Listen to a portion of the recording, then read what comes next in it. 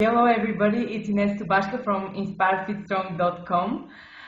Today I have a really special guest and you find out who he is. Everybody claims to be an expert, but you can always recognize those who talk from those who act. Today I had the pleasure to speak with Nate Miyaki.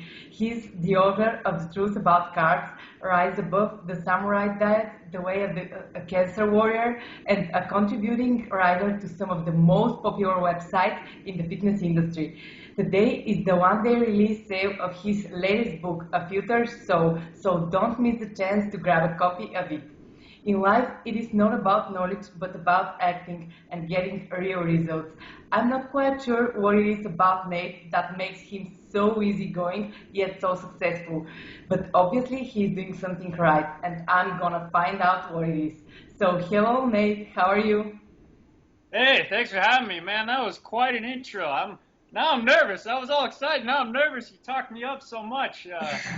Thank you. Very, very, very honored to be here, and I hope I can help out somehow. Are you excited about your new book release? Yeah, I am. It's really a project I did that was just kind of outside of my normal space that I write in, and it was kind of purely just a passion project. So I'm very, very excited about it, and the people I work with on it are just super cool people. So I'm excited to kind of share their story and style and strategies. So yeah, I'm very excited about this one for sure. I'm excited about the fitness stuff as always too, but this one is a little extra special kick for me. So yeah, definitely. It's really great that a person in the fitness industry wrote a book like this, so I can't wait to read it, and I encourage everybody to buy it right now. So, Oh, thank you. I hope everyone likes it. and you have a lot of books in your background, and when it comes to the process of writing a book, what is the hardest part? Is it starting it, or is there something else?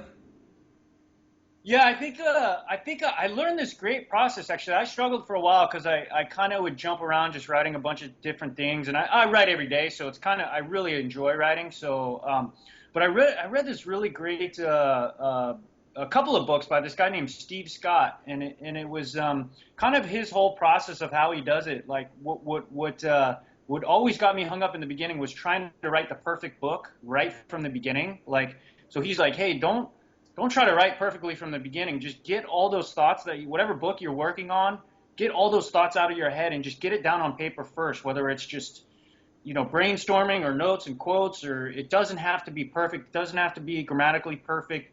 He's like, get the rough draft out of your head and just fire away at it. And then go back and edit and clean it up and make it all, connect and grammatically correct and stuff. So I think that was the biggest tip that helped me was, don't try to write perfectly from the beginning. Just get the thoughts out of your head first, and then worry about everything else afterwards. And that, when I read that, that really changed. That really increased sort of my productivity, by tenfold or whatever. So that was a tip that really helped me the most, I think. Yes, that's really true, and it's true for everything in life. When we try to be perfect, we are kind of we never do it right, and when we just let it flow, coming from passion, it always comes right at the end.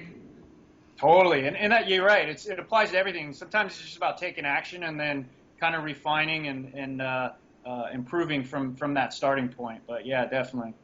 Great. So I've been following you for a couple of years, and I'm fascinated by your untypical approach to nutrition and bodybuilding. You're a professional competitor, and most people think that the only way to reach the top is by following the standard diet of 6, 7 small meals a day. On the other hand, you eat 3 times a day, and you incorporate intermittent fasting. What made you think out of the box and try a different way? Yeah, sure. So.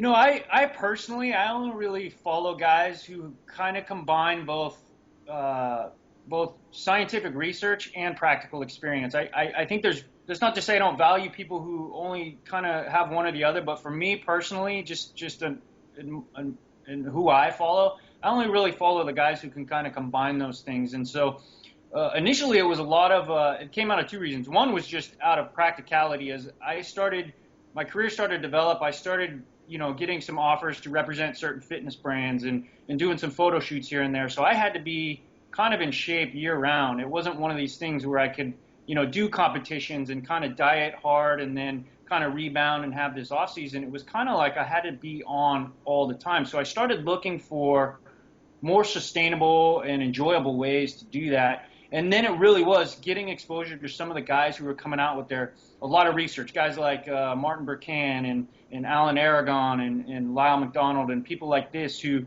they were publishing, articles and studies on kind of this, that the ideas we had about meal frequency and having to eat 6 small meals and starve at night and stuff to get in shape were kind of myths, in that they were saying basically, look at this research that says you can kind of break up your diet any way you see fit, as long as you're eating, the right calories and macros and good food choices, and you can get similar results. So once I started seeing those research studies, combined with some practical experience of people who were doing it in the real world, I was like, I got to give this a shot, because I kind of really had to at that point to find something more practical and sustainable for me. And as soon as I did that, the results kind of spoke for themselves. I kind of got in just as good, if not better shape, with a reduced meal frequency and kind of, eating more at night.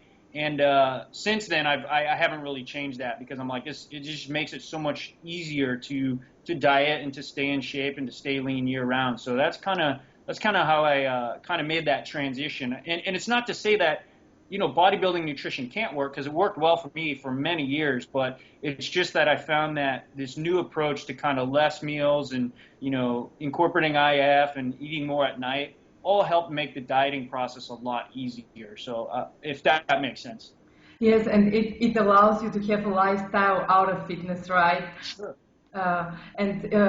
So you mean that being in shape is easy once you learn how your body functions, and then flowing with it, and not right. yeah. Yeah, absolutely. I think for me, I grew up just reading bodybuilding magazines. That's how I first started learning, and you just take things at face value and you don't really question it. You just kind of follow it. But after a while, as my education started to develop and my experience started to develop, I started questioning these things. It's like, hey, is there an easier way? Do we really have to like suffer all the time and not have a social life to get in shape? At some point when you're beyond your early 20s, you're like, I want to find a better way, because I want to have a life, I want to have a career, I want to have a family life. And so, yeah, that's when I really started looking at alternative methods and just finding out that some of the things that you think you believe or are kind of missing in the industry that you need to do to get in shape are really not necessary to do. So, yeah, it was very liberating, very empowering. You know what I mean? Yeah, liberating is the right word. Yeah, definitely. And I think that's where a lot of people struggle, is not the knowledge, it's the practicality and the sustainability of the diet approaches that are out there. And that's why I've kind of tried to promote more of this other, alternative methods and just show that there's another way to do it that I think more people can get results on than maybe some of the more traditional methods. Yes, you're totally right. Most people know what they're supposed to do in order to be in shape, but it kind of feels complicated for them. And approaches like yours make it really easy to follow such a lifestyle and have a lifestyle out of the fitness industry. Yeah, and a lot of that came from working with my clients, because offline I still work as a trainer and a advisor and a consultant, stuff like that. So a lot of it came from just working with my clients and say, as soon as you design them a diet, they said, okay, I want you to eat 6 small meals and, every 3 hours, and I want you to starve at night on salads. They're just like, what? I can't do that. Like, I got a career. You know what I mean? And so a lot of it came from trying to find solutions for that demographic that, a lot of my clients are busy professionals. It's like, listen, now all of a sudden when I'm like, hey, really, you can eat 2 or 3 meals a day and around the social norm of breakfast, lunch, dinner, or even just lunch, dinner, and, go out and have a nice dinner, satiating dinner at night, for whether it's over business or whether it's at home with your family. And people are like, wow, I think I can do that. And then all of a sudden they're just like, they adhere to the diet more, they get better results, and then that's kind of becomes an upward spiral. Then they're working out more consistently, and it just kind of triggered just much better results for my especially for my clients who are not fitness professionals, who have a profession outside of fitness and just want a more sustainable way to get in shape. That's where I found it really made a big difference for people. Yes, in this way they enjoy it, it's easy for them, they get results, so they don't have a problem with following the diet. That's right. Yeah. Intermittent fasting is gaining more popularity, and a lot of people are giving it a try. In my observations, most approach it in a wrong way, and they never get the benefits of it. What are the common mistakes people make, and what are your advices? Yeah, so I deal with this a lot because intermittent fasting, has it's first of all, it's just one tool in the toolbox. There's plenty of, approaches to diet and diet structure that can work. The biggest problem I'm seeing is that intermittent fasting started to get sold as kind of this magic pill, just like everything else in our industry. And so it's like, hey, as long as you skip breakfast, you can eat whatever you want all day, and you can stuff yourself with crappy foods and refined calories, and you're still going to lose weight and look great. I don't believe that. I know some other authors promote it as that, as like, listen, yeah, skip breakfast and you can crap load at night on ice cream and all these things that you want. To me, that's not my belief. I think there's some fundamental principles of nutrition and a hierarchy of importance in terms of kind of fat loss and weight loss and physique transformation. And to me, you know, the diet numbers, the right calories and macros, and the good healthy food choices will always be the first two most important steps. Intermittent fasting is third. So if you're not taking care of eating the right calories and macros and eating good healthy food choices, intermittent fasting is not going to fix a crappy diet. So my best advice to people when I write in all my books is that I'm known for this intermittent fasting or feasting approach or diet structure approach, but I will never say that it's more important than getting the right calories and macros and right food choices first. So I always tend to try to, reinforce that hierarchy of importance and make sure to say, listen, you got to get your diet numbers right. You got to get your food choices right. And then diet structure then is really just about sticking to 1 and 2 as easy as possible. And I think intermittent fasting can work great for a certain percentage of people to do that. So I hope that makes sense. The takeaway message is that it's not a magic pill or a miracle cure for poor food choices and not paying attention to your diet numbers. That's the takeaway. Yes, and after all, food is information, and if we want to get results, we should send the right information, and crappy foods doesn't send the right information. Sure, absolutely. And people can get decent results with poor food choices in the short term, but it rarely works as a long-term strategy. At least that's what I've seen. It's very hard to stay in a calorie deficit necessary for fat loss if you're eating a bunch of refined foods, because it doesn't really affect the hormones that regulate appetite and energy intake. So you see this with calorie counting diets and point systems and stuff, is people always feel like they're dieting and they're starving because they're just eating a bunch of highly refined processed foods.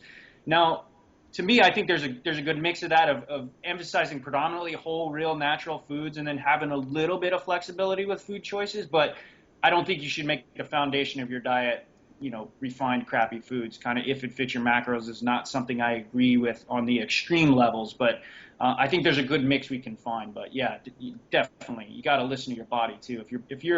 If you're starving all the time, wanting to gnaw off people's arms, you're not dieting in the right way. Is my kind of opinion. Yeah, and talking about this, probably the main problem is that most people think about short-term fixes instead of Sure. long-term solutions. Yeah, and I always, that's our industry in a way, right? It's kind of how marketing works. But I always tell people, my most honest, authentic piece of advice is think about sustainability right from the beginning. So think about whatever approach you're taking to kind of lose weight is the one you're going to have to use to keep that weight off. So even if it takes longer, even if it takes more patience, even if it doesn't happen as quickly as we all want it to, you still think about sustainability right from the beginning, and play around a little bit to find out what you think is a sustainable lifestyle plan for you, even if it takes longer to get there. You know what I mean? That's a great advice. And what would you say about MCT oil or coconut oil during the fasting window? Since it is converted to ketones in the body, some experts say that you can take MCT oil during the fast and still get the positives of fasting. What's your take on that one? Yeah, sure. I know several people who recommend that, right? I think Kiefer does. I think Paul Jaminet from Perfect Health Diet does. I get it. I understand the mechanisms of action.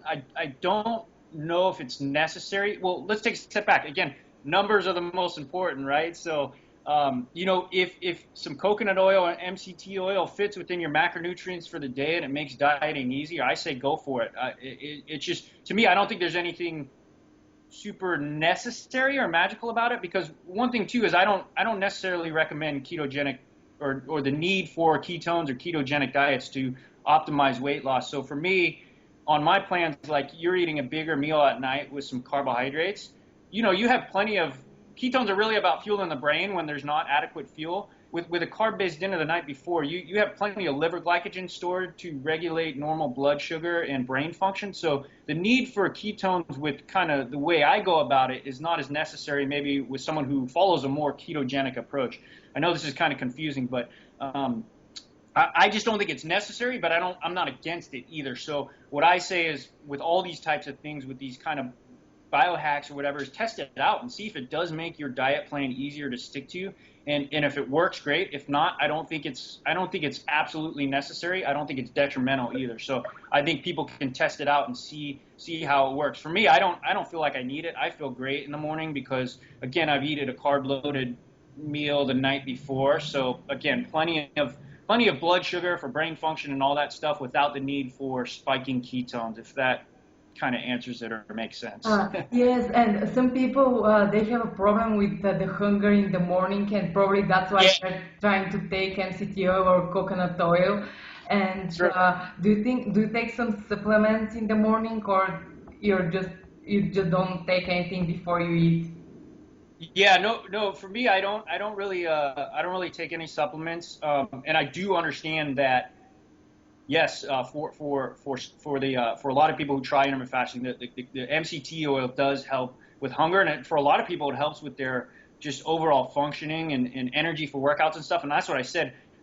A lot of that is flexible, and for me, I think, and people have that freedom to test it out and see if it works. So yeah, for some people, I know they swear by it. So great, I'm all for it if that's the case for sure. Yeah, me, I feel great. What I've done actually more lately is because I've gotten so much leaner. I actually eat a lighter breakfast now. I just updated this on my website where I'm like, hey, I got so lean that I just don't think I need to be. There's not much fat left to burn. So I'm like, I don't really need to be fasting as long or as much. And I think we're going to talk about this hopefully later on. But yeah, so I've actually reintegrated just like a kind of a light protein breakfast actually, and I feel better with that. And then when I go to the gym, I just train, really hard, and I feel great. So it's not necessarily about full blown fasting for me. My principle, that's why I called it initially intermittent feast, is that to me it's more about diverting a higher percentage of calories and carbs at night for just sustainability and ease of diet.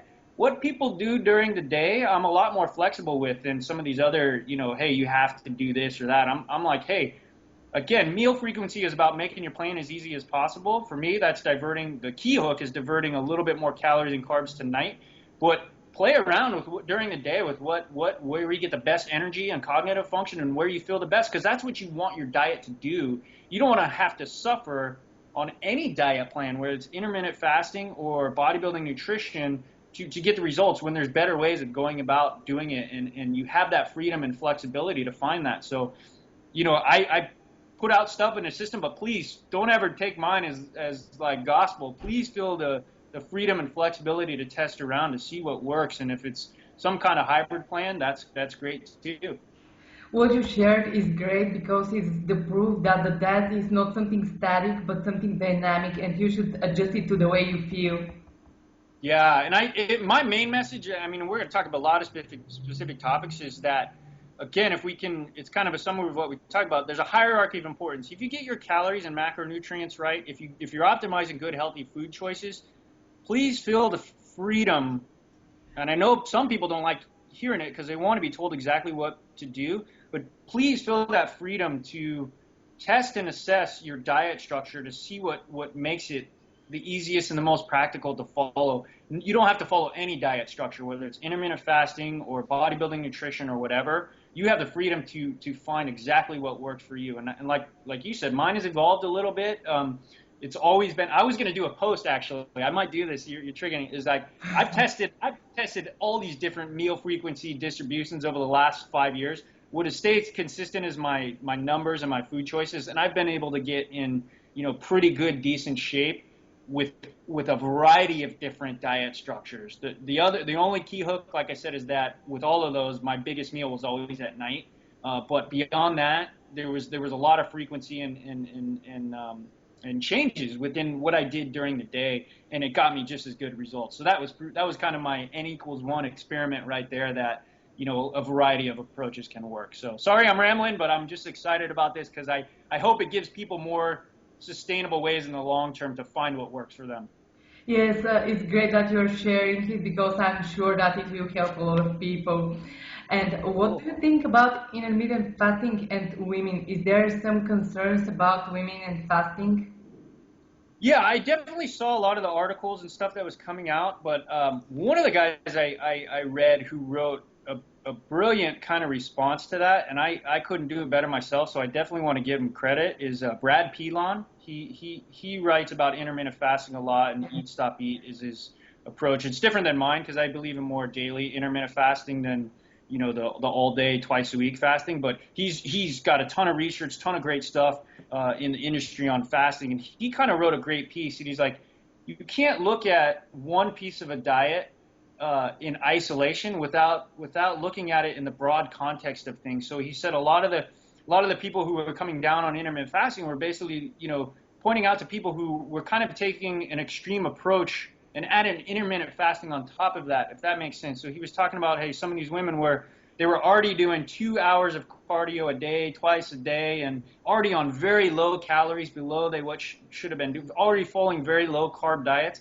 and adding intermittent fasting on top. Like their diet as a whole their diet and training approach as a whole was too extreme and causing a lot of metabolic and hormonal damage. And then people started blaming it on intermittent fasting, and he's just saying, look, that maybe contributed to it, but it wasn't the cause. There was a variety of things that were causing some of this metabolic and hormonal damage. So for some people who are already having taking an extreme approach and not having all these stressors in their lives already, intermittent fasting to add on top of that might not be the greatest thing, but I don't think it's necessarily the cause of problems with metabolic damage with women. I think some bigger issues are over dieting, restricting carbs too low and combining it with high volume, high frequency, high intensity training, these types of things more than the fasting. But so I think you have to assess the diet as a whole versus pinpointing any one thing. But yeah, definitely don't add fasting on top of a very low calorie, extreme training program. I think you need to refuel your body on a more regular basis with that. But, my approach is I work out 3 or 4 days a week for 40 minutes and don't do any cardio. So I don't think fasting is a big stressor on top of that, if that makes sense. Yes, that really makes sense. I like it how you debunk every myth in the fitness industry. The most common advice is to eat most of your carbs in the morning, and you're doing exactly the opposite, eating them. What is the reason behind this? Would you explain it? Sure, yeah, and it goes back to, there might be some minor differences, but once you account for your calories and macronutrients and food choices, you like I said, you could break the diet up any way you see fit. Now, that's where I started thinking about beyond physiology, sustainability. What do people, where was I seeing all of my clients cheating or breaking their diets? It was always at night, right? Because that's evolutionary wise, that's what we want to do. Socially, that's what we want to do. We evolved as hunter-gatherers. We ate light during the day and ate sometimes our only meal at night. So I tried to look at it that way and just say, listen, if there is this freedom with food distribution, why not go with our nature as opposed to against it? Why not make the diet as easy as possible to follow? So that's where I'm kind of like, listen, let's move the highest percentage of food intake to where we want it, where we're always breaking our diets, and it's at night, right? And I am not the first to create this. A lot of that came from reading Ori Hofmeckler's work. I don't know if you're familiar with him, but he wrote The Warrior Diet. He wrote a great book, actually. It's not well known, but it's actually his more scientific book approach to the Warrior Diet. It was called Maximum Muscle, Minimum Fat, I think. And that was really the book that kind of again, a lot of science and a lot of, theory and it really got me to think about, hey, let's try something completely different. And as soon as I did, like I said, it was just like, not only was it easier and more practical for me, a lot of my clients adopted it and just got so much better results. And so that's when I just said, hey, let's start doing that. And again, there is some research studies. It's split. One study doesn't tell us everything, but there are a couple studies out there that tested this and basically compared diets that, the majority of carb intake was like at, I think SOFER was one, SOFER, majority of carb intake at 10 a.m. versus 6 p.m. And the people who ate majority of carbs at 6 p.m. got better body composition results than the people at 10 a.m. So there's studies out there, there's theories out there, there's principles out there, but beyond all that, just in terms of practicality and getting results, which is what matters the most, that's when I really started saying, nah, let's get out of this myth of having to, eat the biggest meal in the morning and starve at night. It just doesn't work anyway. So let's try something different. And like I said, beyond theory and science, from practical experience and results, tends to work better for a large percentage of the population. So I think that's when I kind of just stuck on that and just said, hey, this is going to be my advice moving forward to people. Yes, and as long as you listen to your body, sometimes you don't even need to read the science. We all have carb cravings at night, and moving most of our carbs at night makes sense.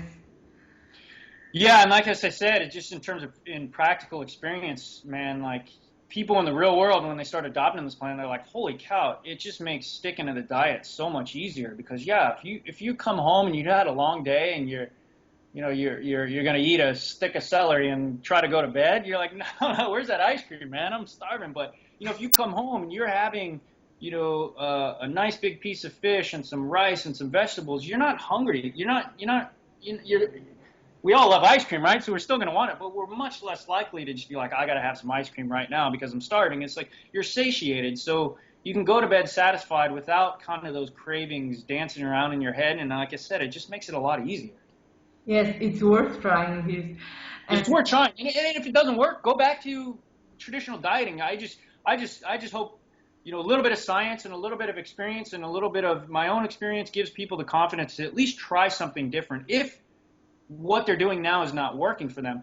Again, I'm not one of these guys who says bodybuilding nutrition doesn't work. It works great, and I know that too. I just know for, a large percentage of the population outside of that profession, it doesn't work well for them. So I hope they have the courage and confidence to try something a little different, because ultimately we want you to get to your goals however you do it, whether it's my approach or someone else's approach. That's what we want. So try them all out and see what works better for you. I'm pretty confident that some of the things I recommend will work better for you than traditional fitness nutrition advice.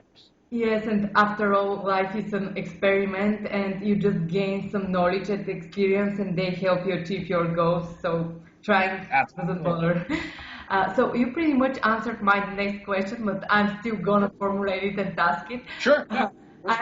I'm really into evolution as the best textbook we have, and you say that from evolutionary standpoint, it is best to eat your biggest meal in the evening. Why trying to cut calories at night goes completely against our evolutionary instincts, natural desires, and social patterns? Sure, yeah, and I must give credit where credit was due. That's why I mentioned Ori Hofmeckler in the last answer, is that's where I first started. It just made so much sense reading some of his books and philosophies and theories about, hey, that's why I like paleo nutrition as a good base. It's not I don't follow it 100%, but like, hey, it makes pretty good sense to look at evolution for clues as to what to do to optimize health and to reach good healthy body weight and stuff. And so he was the one who basically said, yes, paleo nutrition is right. We ate certain foods, natural foods, not breakfast cereals all day, but he's also said we also ate a certain way. Listen, we're hunter-gatherers. That's how we evolved. That's how we ate for most of our existence. We were faster and eating lighter out while we were hunting and gathering during the day, and we'd come home and whatever we had killed or picked or whatever, we would eat, and with a big feast at night. And that made so much sense to me. It's like, oh, that's why I'm always starving at night and I want to eat at night.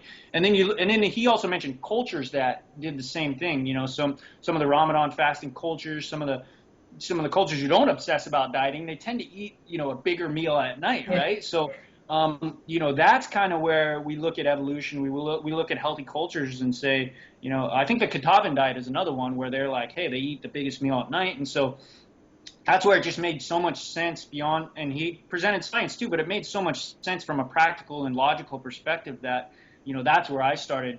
I was like, this is great. This is going to help so many people. This is phenomenal. So that's where I kind of shifted towards that theory as well, is that, hey, look at how we evolved. Don't just look at, textbooks and stuff. Look at how we evolved and look at that for clues as to what to do. And again, once people try it, they're like, it just feels so natural. And I think it feels so natural for a reason, is because that's what we did for most of our existence, right? Yes, I really like it that you use evolution as a clue to what we are supposed to do. And Sure. while on the topic of evolution, in the past our ancestors had access to foods that are in season and in nature. More carbs are available during longer life cycles and mainly in the summer and autumn. On the other hand, more animal products and less carbs are available in winter and early spring. Do you think that we should take this into account, and our carb intake should depend on the season, like eating more carbs in summer and autumn and less in winter and spring? Sure, I think that does make sense from an evolutionary perspective, and if you think about it, like, right, we're less active during winter months too, right? Yes. And especially if you were a caveman or something, you were hibernating, right? And Yes. you were trying to just stay warm, and when the summer months, that's what you do in a lot of your gathering for the seasons and stuff like that. So you're more active, but to me, that's where I maybe break a little bit away from evolution and focus more on, my background in exercise physiology and sports nutrition, is that I think that's true from an evolutionary perspective, but I think it's more important to make sure your diet program matches your training program and your training goals.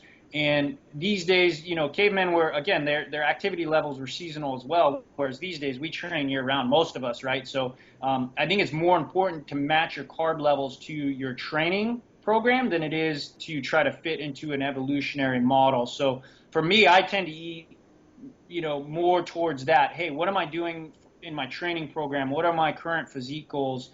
That's why I kind of modernize maybe the evolutionary template by saying, let's think about exercise physiology. Let's think about, specificity, matching the diet to the training program. And those are all more up the hierarchy of importance than trying to fit into our evolutionary model. So I think there's a good mix. I think we can mix, principles from evolution nutrition theory and principles from modern kind of, exercise physiology and sports nutrition science, and come up with a good blend. To me, that's where I'm not as maybe seasonal with carb intake. It's pretty consistent year round because my training is consistent year round. Now, I think if you take periods of time off over the winter or whatever, I think then it becomes a little bit more applicable. But for most people, I think you need to look at evolution for food choices and maybe diet structure, but then look at your diet numbers in terms of your training program, if that makes sense. So we should achieve the perfect marriage between the evolutionary model and the contemporary lifestyle, right? Yeah, and I think the smart guys like Rob Wolf, he talks about that. I don't think they're mutually exclusive. I think in our industry we have these people who say they're mutually exclusive and they're always battling in fitness forums and stuff. I tend to ignore that because I think there's good strategies and principles from both, and I don't think they're mutually exclusive. I think we can learn from both models or both approaches and come up with a nice blend of those strategies to kind of have both a healthy diet, both one that's, makes it easier. No diet's 100% easy, but easier to sustain, and then one that also gets us our performance and physique goals. So I don't think you should get caught up in any of these dogmas. I think you should use the strategies from all of them that get you to where you want to go. And for me, I want to merge health enhancement with physique enhancement. I want to look good and I want to look like a bodybuilder, but I also want to be healthy too. So I want to take principles from both in order to accomplish that. That's what I recommend to people too, people who follow my work and stuff. I'm like, listen, it's not about paleo nutrition. It's not about sports nutrition. It's about taking principles from both and coming up with a nice blend of them. So that's kind of how I go about it. Yes, that's great. Health and performance, the perfect match. And in your book, Yeah. the Truth About Carbs, you say that the carb intake and goals of a performance athlete differ from the carb intake and goals of a physical enthusiast. Is this the problem, that we try to follow the same lifestyle changes when it comes to diet and workouts without matching them to our own goals? Yeah, totally. Just what I mentioned in the last one is about specificity. And I think that's a big one, is that most of the real science in sports nutrition is geared towards performance athletes, right? So you don't have a lot of, hey, people doing research studies on how to get the best six pack, right? You have people doing sports nutrition research on how to optimize performance for professional athletes, because that's where the money is, right? So a lot of the sports nutrition textbooks and exercise phys textbooks you'll read, they'll all recommend the consensus in all the research in sports nutritionists is like, hey, you're supposed to eat 5 to 7 grams of carbohydrate per kilogram of body weight for like a strength training athlete or a power athlete, and then 7 to 10 grams of carbohydrates per kilogram for an endurance athlete.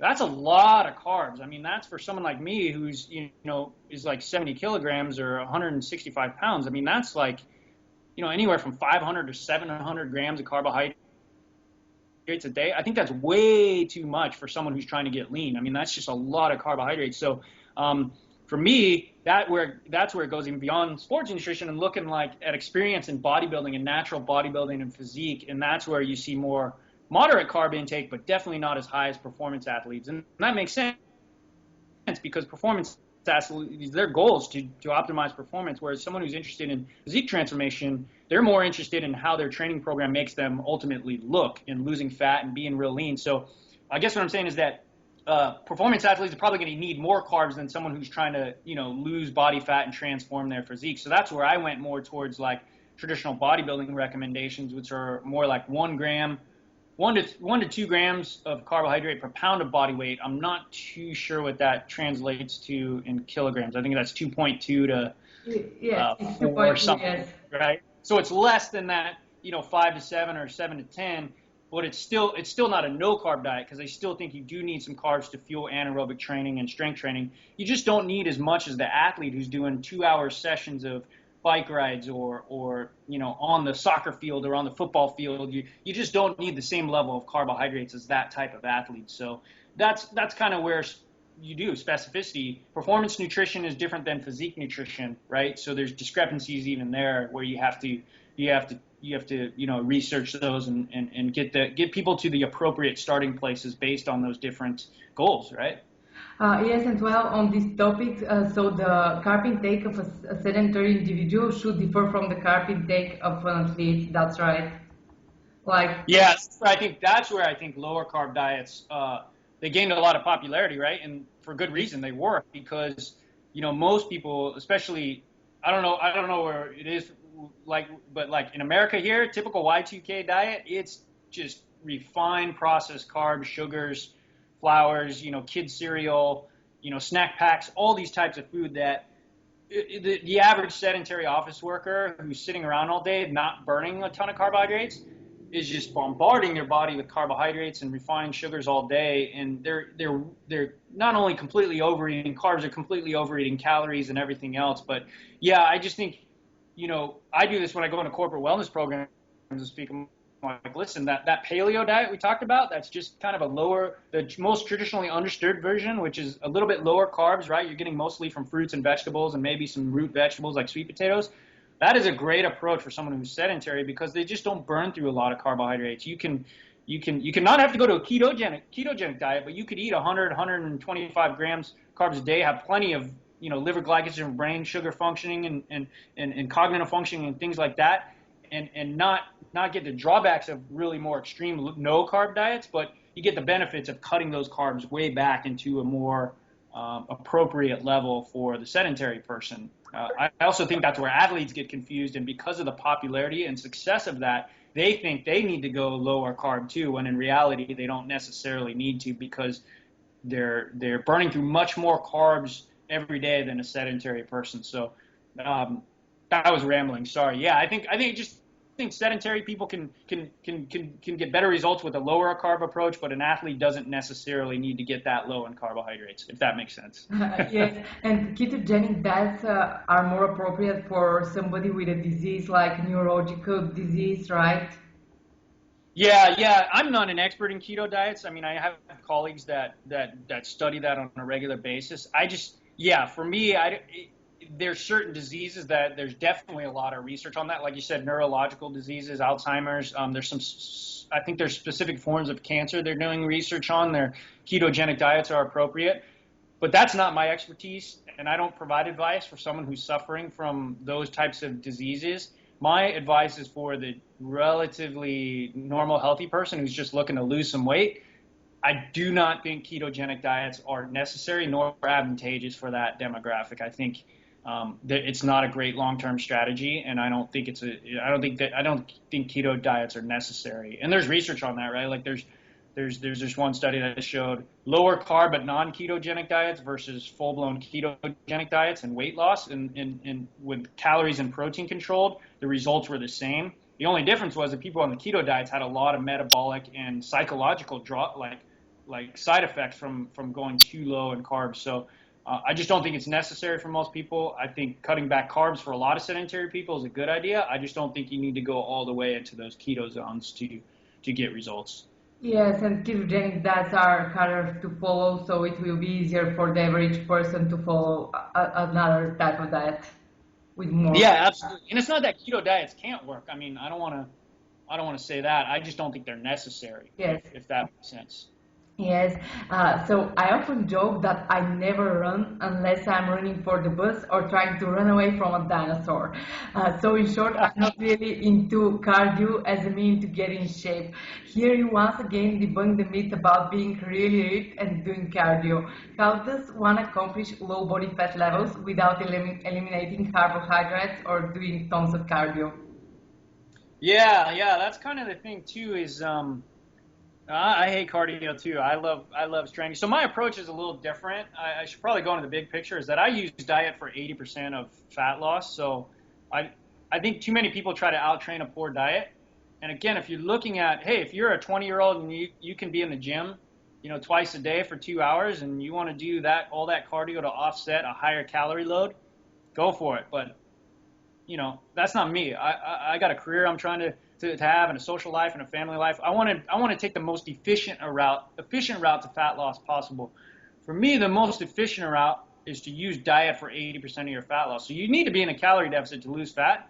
You can do hours and hours of cardio to get there, or you can just scale back your calorie intake. And I think, again, that's a much more efficient approach if you're emphasizing good food choices, because it's very hard, again, to cut calories if you're eating a bunch of refined food. So you'll feel much more satiated eating whole natural food. So it's easier to cut back your calories if you're emphasizing whole foods. So yeah, I tend to take that approach and use diet more to lose body fat than cardio. Then all of my training then is geared towards one thing: building or sustaining muscle, because that's what provides our body with its shape, its tightness, its tone, its definition. So I never in my approaches, or do I recommend training to burn off fat.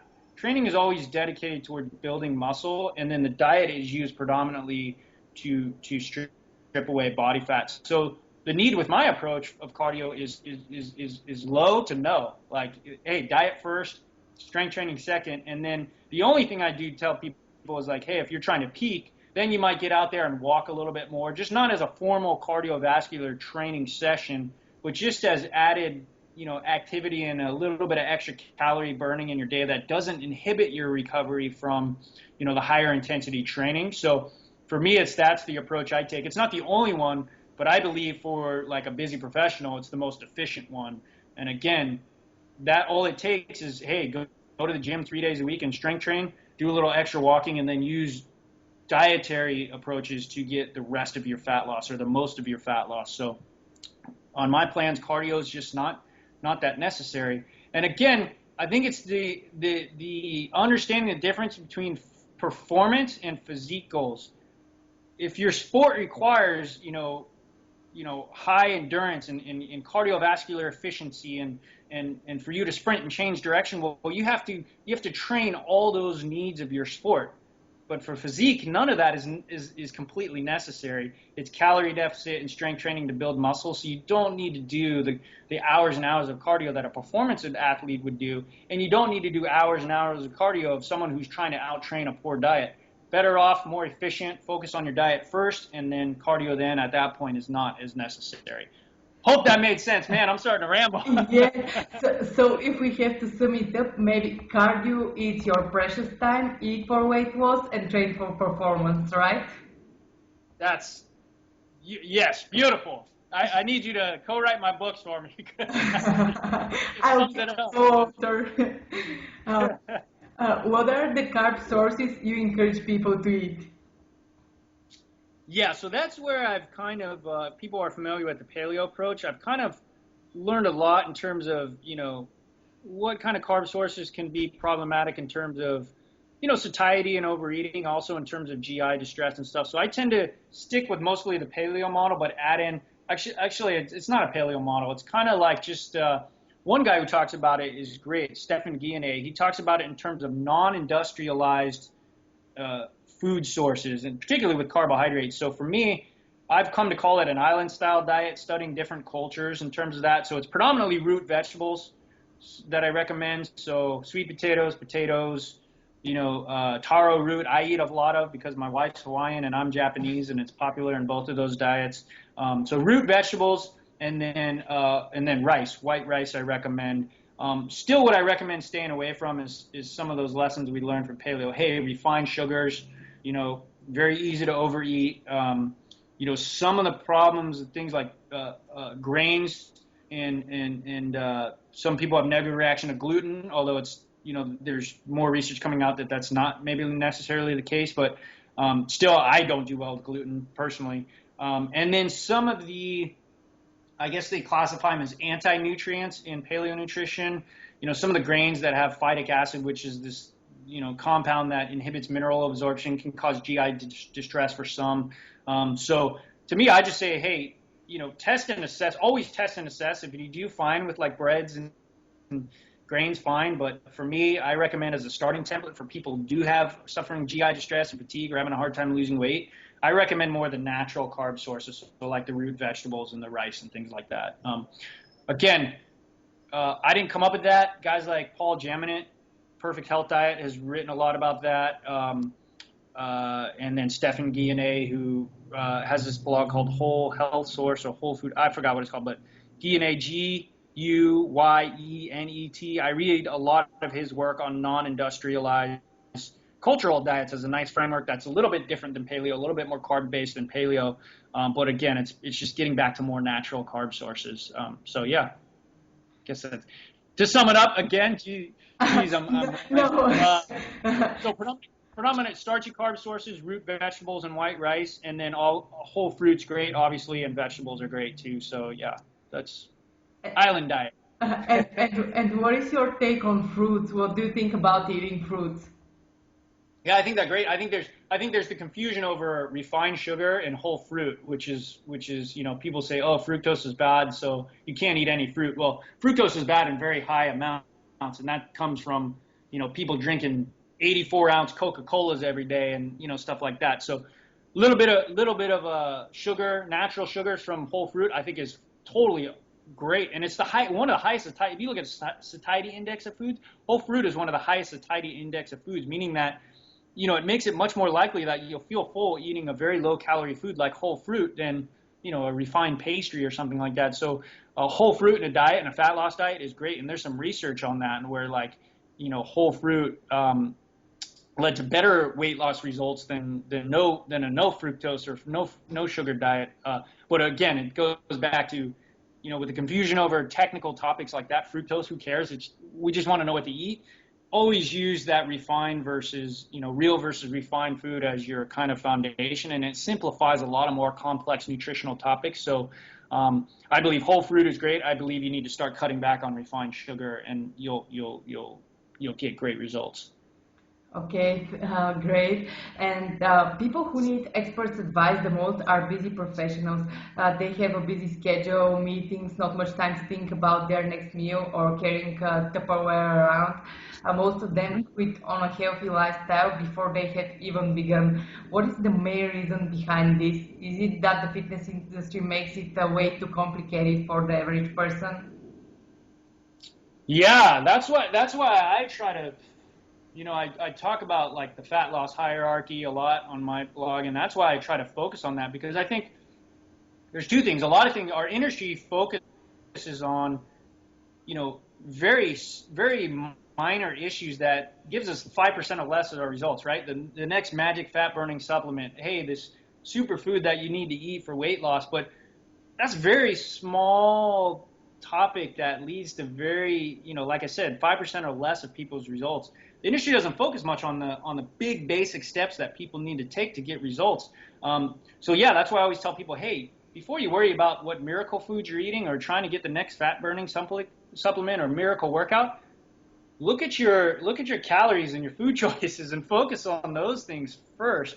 But with that framework, I think, yeah, the biggest thing where I see people is that's why I focus on diet structure first, even though I know the calories and the macronutrients, the food choices that matter, is that, again, what's the first thing people hear? Hey, you got to eat 6 small meals, and you got to pack foods with you, and you got to starve at night, and you got to eat your biggest meal at breakfast. Well, 90% of the demographic can't do that. So we're giving them these plans that are not sustainable for the long term. That's why no one sticks to them. So that's where I kind of focused on, my diet structure first and saying, no, eat 3 meals or 2 meals and eat your biggest meal at night.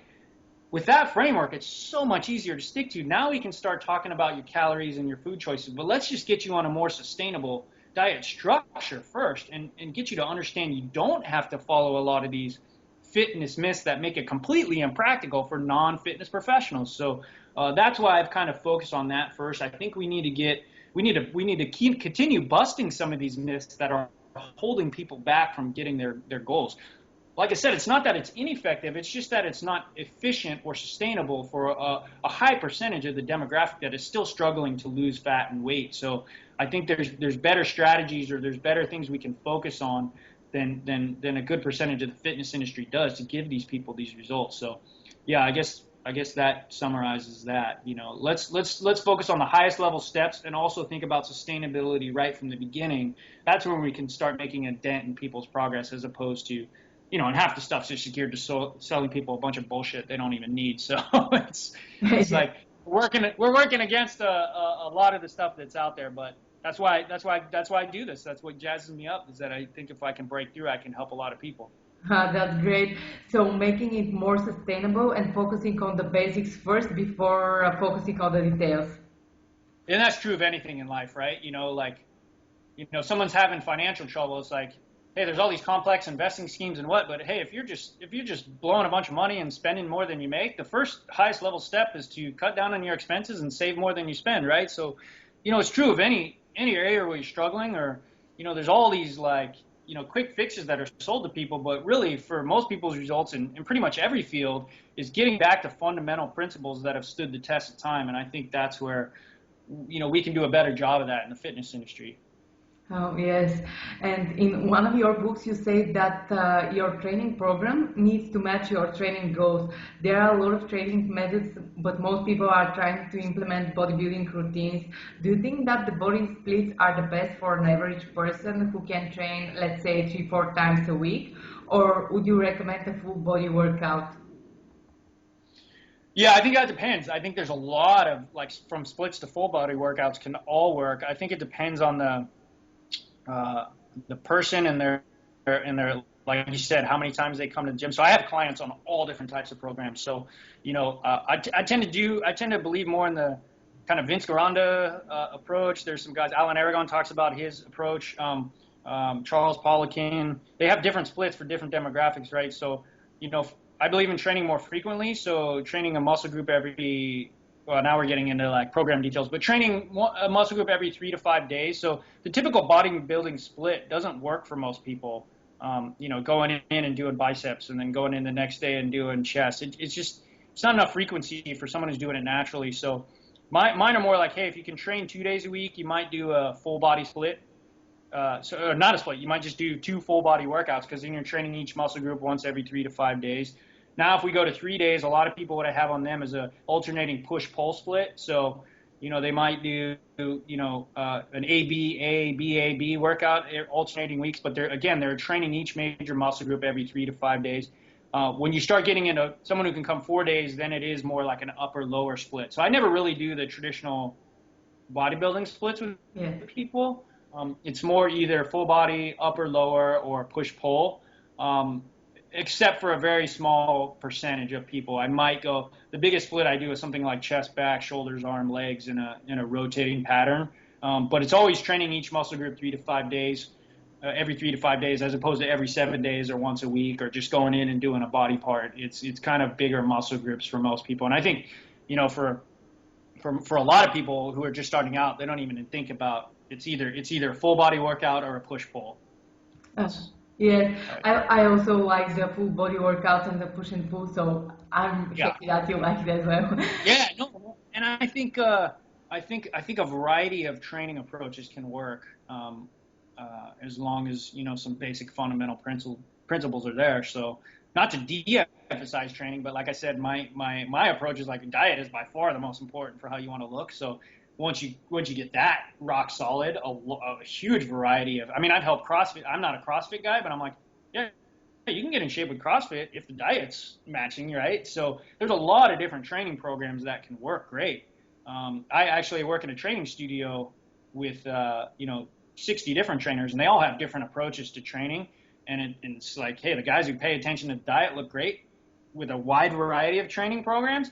And there's also a lot of trainers who don't know anything about diet and who are doing a wide variety of training programs and look like crap. So it's really about, diet first for physique, and then a variety of training programs can work. But yeah, those are some of the more templates I follow. More guys like Charles Poliquin and Vince Garanda is the biggest influence on me. Alan Aragon and Lyle McDonald have their, they had a template that they released a long time ago. I think it might have just been in the forums, but it was really about like upper lower split and training more frequency than once a week and stuff like that. I thought it was a great article they wrote, or piece that they wrote. So I tend to follow more of those types of guys than the IFBB bodybuilders or whatever. Yes, it's scientifically backed up, so it's better to follow them. And last but not least, what is your take on cheat days? Are they needed, or could you get the benefits of a bigger meal by eating real nutritious food? Oh, that's a good question, because I do write about cheat days a lot. That's a really good one. Okay, so from a physiological perspective, I don't think they're needed. I think you can get equal, if not better, benefits from like what the old school guys called them carb refeeds, or refeed days, or carb load days. So theoretically, from a physiological perspective, you can boost leptin, you can get a boost in metabolic rate, you can just refill glycogen stores so you can train harder. You get you just feel better on refeeds. So to me, I think that from a physiological perspective, you don't need cheat days, but once you get really, and someone who's first starting out diet from a physiological perspective, they don't need carb spikes or anything. They just need to be in a deficit and lose weight. Refeeds and carb loads are more appropriate the leaner you get. So as someone gets, 15% body fat, 10% body fat, very low body fat, I think refeeds are definitely necessary for physiology. I don't think cheat meals and eating crappy foods are necessary. From a psychological perspective, I think it depends on the person. I think some people, if you tell them, hey, you're never going to eat pizza and ice cream again, they're never going to get started, because they know that's just not realistic or sustainable. So I know that with a lot of demographics that I try to integrate cheat days into their plan, because I know they won't stick to it if they don't have that flexibility and freedom. So from a psychological perspective, I think it depends on the person. A lot of people, just knowing they can go out with their friends on a Saturday night, be at any restaurant, and they can have a piece of pizza that they want, it makes them so much more likely that they stick to their diet Monday through, or Sunday through, Friday or whatever, and they can do whatever they want on Saturday night. To me, it actually improves adherence, but I don't think it's physiological. my cheat meals are like a sushi dinner now and stuff like that. I just don't crave, because I've been eating healthy for so long. I just don't really crave, ice cream and pizza. So I don't think it's necessary to eat those foods just to fit them in. But I think for some people, psychology wise, it does help them stick to the diet. So yeah, I think it depends on the person. That's the short answer, but the long answer is not physiological necessary, but psychologically for some people, it does improve adherence. Yeah, so as long as somebody needs to cheat, they can choose a day and have a cheat meal if that makes them feel better psychologically. Yeah, and on the flip side, don't just go out and eat burgers and pizza and ice cream because you feel like that's what you have to do to fit some template. It's like, no, man, like as I said, I mean, the last time I had a real full blown, like just massive, just was eating everything. I mean, on the next day, it took 2 days to recover from that because I just GI distress, all these things. I'm like, I don't want to feel like that again. That's terrible. I'd rather just go eat like a big sushi dinner and have a few bourbons or sakis, and that's all I need to kind of have that psychological relief. So, don't feel like you have to cheat either. Is I guess that's why it's a great question. It's like it just depends. That was a really good question actually. Thank you. So I can ask you a billion more questions, but I will let you enjoy your day and read all your messages about your new book. So thank you so much for taking the time for this interview, and good luck with your Yeah, book yeah. and everything else. I hope despite my ramblings that I often do, there's a few nuggets of gold in there for people that it helps them with their approach and it gives them some good strategies. So hope it helps. Trust me, there is. So All thank right. you. Thanks. I Bye. really appreciate the opportunity. Thank you. Bye and good luck with everything. Bye. Bye.